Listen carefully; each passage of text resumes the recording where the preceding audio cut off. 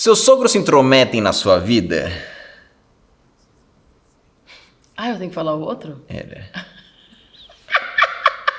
Você não sabe como lidar com a família do seu cônjuge? A gente vai tentar te ajudar no vídeo de hoje.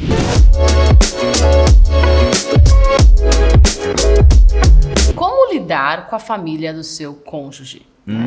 Muitas pessoas estão perguntando isso pra gente. O pessoal pergunta até de um jeito meio duro. O pessoal fala assim, como é que a gente lida com a família tóxica? O pessoal tá tendo bastante problema com a família do cônjuge. Por isso que é tão importante você assistir nosso outro vídeo, que é tipos de família, para você poder então escolher uma pessoa que tem uma família mais compatível com você, certo? Então a gente vai dar algumas dicas hoje para vocês de como vocês lidam com a sogra, com o sogro, com a cunhada, cunhado, sobrinhos, tios do seu cônjuge, enfim, que tem famílias extremamente simbióticas, que invadem os limites e provavelmente são essas que vocês estão tendo alguns problemas. Sim. A gente já fez esse vídeo falando, né? E é muito importante que vocês prestem atenção nisso antes de entrar no casamento, né? Esse é um dos pontos que a gente precisa analisar, porque quando a gente casa, as famílias elas se unem, né? Então no namoro, é beleza, né? A família lá, a gente vê de vez em quando, mas quando a gente casa, você casa com a família também. Então como é que vai ser essa dinâmica? Como é que vai ser essa convivência, né? Você vai conseguir, né, lidar com os teus sogros, lidar com a família, com os cunhados e tudo mais? Então é uma coisa muito importante que a gente precisa ver também na fase de namoro. Quando nós casamos, podemos ter alguns problemas com a família do nosso cônjuge. A primeira coisa é o ciúmes. Ciúmes, né? O que seria o ciúmes dentro dessa relação? Então muitas vezes, né, os pais com ciúmes do filho, né, ou da filha no caso. Então o pai tem aquele apreço, né, ou a mãe, né, tem aquele apego com a filha, né, aquela relação bem calorosa, né, de querer estar perto, né. Meu pai era assim, meu pai era meio a gente fala, né, que ele era meio galinhão, que queria os filhos tudo embaixo da asa dele, né? Então ele tinha essa relação, mas nunca deu problema no nosso casamento, né, linda? Glória a Deus. Ele sempre foi muito respeitoso. Ele e minha mãe até hoje são muito respeitosos na nossa relação, e a doutora Sara também muito respeitosa na nossa relação.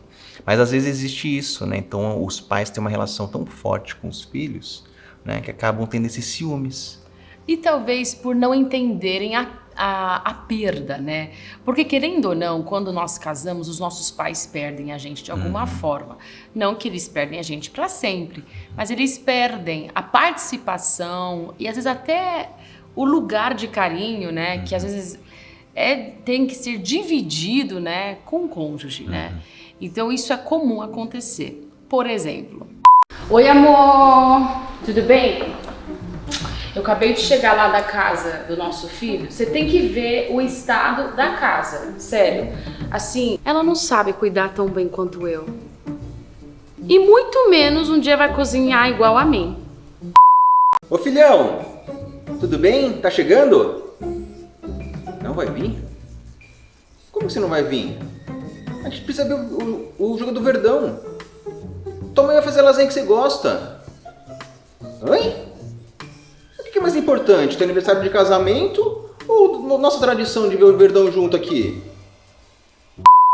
O segundo ponto é o controle, né? O controle, a invasão. Então as famílias muitas vezes eles querem controlar ainda a vida, né, do filho, né, ou do casal já.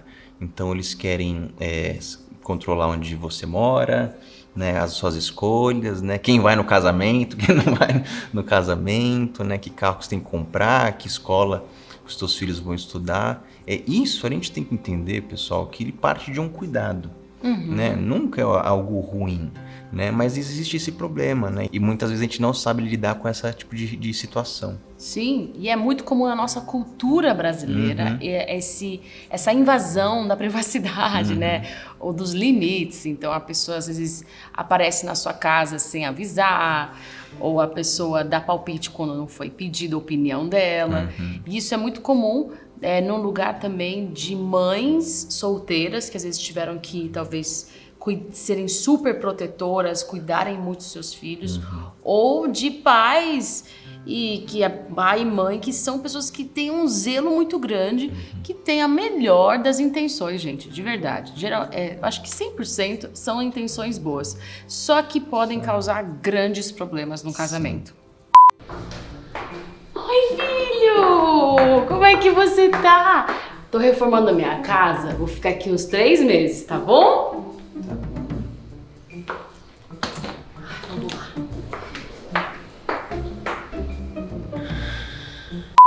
Um terceiro desafio que existe também, lidando com a família do próximo, são as brigas. Isso aí fica feio. Tem famílias um pouquinho esquentadinhas, né?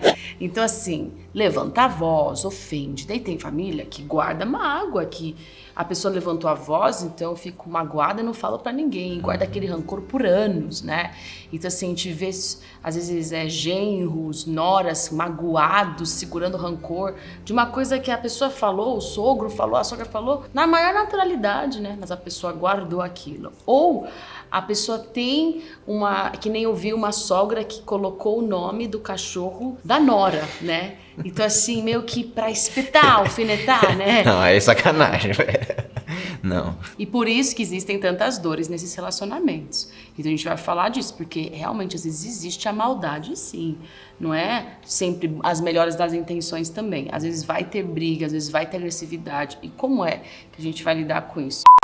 Lindo, você não vai ligar pro marido da nossa filha? É aniversário hoje do seu genro, né? Não. Você viu a cara que ele fez quando eu mostrei minha coleção de carrinho pra ele? Não sabe apreciar o que é bom. E muitas vezes não tem briga, né? Então, às vezes acontece uma situação que a pessoa não percebeu também. Né? Então aconteceu algum tipo de situação dentro da tua família, dentro da casa, sei lá, nas festas, no almoço em família, aconteceu isso, você ficou ofendido, né? Vocês pais ou vocês filhos, né? Ficaram ofendidos e não falam, né? Não comunicam. Isso acaba gerando um desgaste, né? Um estresse, por quê? Vai acumulando, né? Vai acumulando, vai gotejando lá no balde. Chega uma hora que acaba estourando. Com certeza. E pode até afetar o seu casamento, porque a pessoa não está aguentando e pode explodir. Outros problemas que a gente pode ver dentro de uma relação como essa são diferentes pontos de vista ou diferentes visões de vida, né? Então a gente entende que os nossos pais têm uma perspectiva de como deve ser a vida, né? Nós hoje temos outras, né? E não quer dizer que a deles esteja errada ou que a nossa esteja certa ou vice-versa. É muito importante dentro dessa relação ter essa independência. Então quando você sai de casa, quando você se junta ao seu cônjuge, vocês estão formando uma família que deve sim, né, ter um ponto de vista, ter uma perspectiva, a visão de vocês. É bom conselhos? Sim, mas a visão, né, a decisão tem que partir de vocês. Muito bom, porque isso também é bíblico, né? Que o homem e a mulher, eles se tornaram uma só carne, né? Então, eles se unirão e sairão da casa dos pais. Então, isso faz parte da nossa emancipação e do nosso crescimento como indivíduo e como uma nova família também, uma nova formação e como um novo casal, né? Então, assim, ninguém é obrigado a viver exatamente o que o pai e a mãe viveram, né? Cada um tem o poder de escolha e muito mais o que é o plano de Deus para a sua vida como família. O qual é a vontade de Deus para vocês. Isso sempre será acima do que qual é a vontade do seu sogro, sua sogra ou dos seus pais. Pai, mas é que a gente achou um apartamento incrível. Mas por que você tá triste? Eu não poderia ficar morando no seu sobradinho para sempre, né? É só 5 quilômetros da sua casa.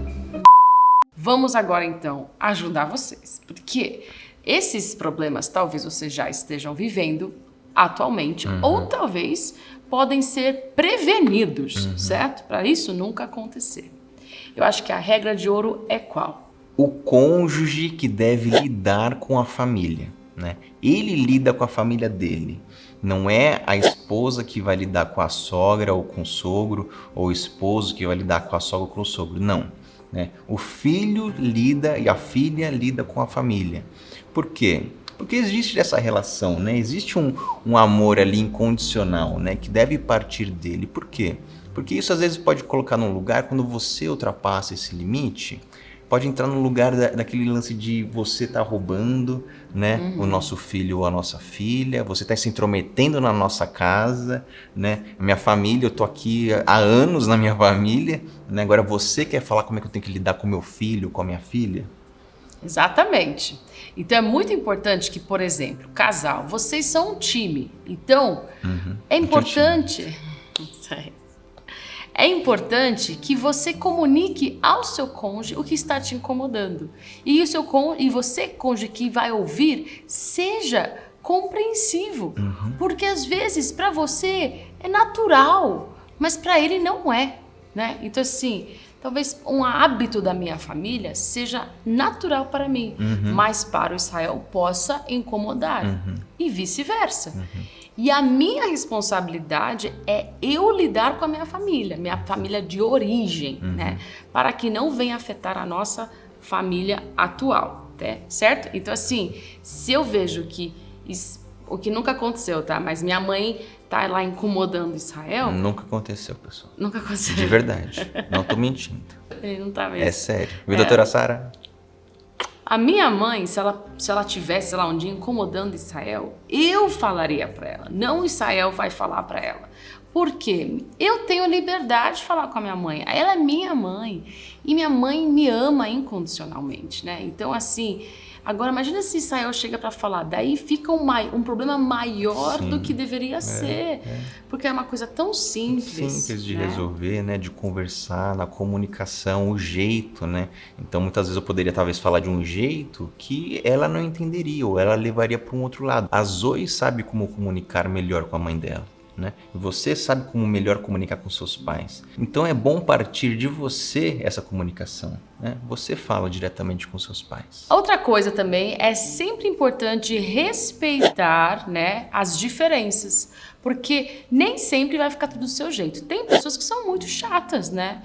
E por isso que a sogra e o sogro e a cunhada e o cunhado não tem problemas. Porque você não respeita o jeito que a família já é, né? Pode ser totalmente diferente do que você concorda, mas não é da tua conta, sabe?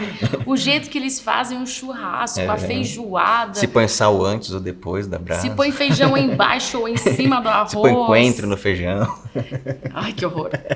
E evite essas brigas que são totalmente desnecessárias. Aprenda a relevar coisas pequenas, né? Existem batalhas que a gente não precisa travar, que a gente pode só passar por cima, perdoar, pois elas não são tão importantes assim. O mais importante é manter o clima agradável, né? Entre os familiares. Você não precisa ser amiga da sua sogra, amigo do seu cunhado. Isso é importante. Você não precisa, mas precisa haver respeito, carinho, gratidão, honra. Mas você não precisa se sentir... Porque sua amiga é a melhor amiga da cunhada dela, não significa que todo mundo vai ser, né?